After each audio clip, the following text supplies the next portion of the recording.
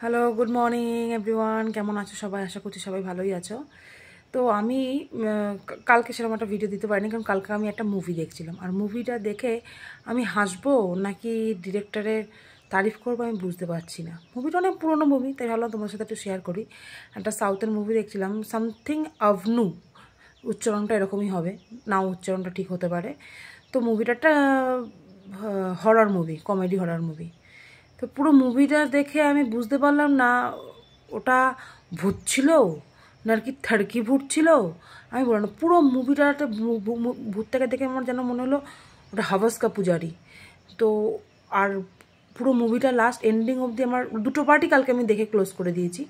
তো দেখে আমার যেন মনে হলো ডিরেক্টর এখানে ভূতের ক্যারেক্টার অ্যাসোসিয়েশন করতে আসেনি, উল্টে ওনার মনে হয় কোনো একটা নিজস্ব কোম্পানি আছে, সেই কোম্পানির উনি অ্যাড দিয়েছে।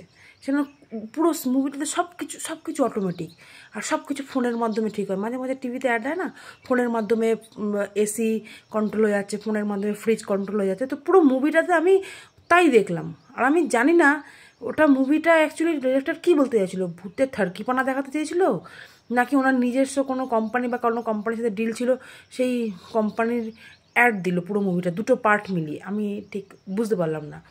আর পুরো মুভিটাতে জাস্ট কনফিউজ, একটু মাঝে মাঝে হাসি। আমি ভয় তো কোথাও পেলামই না।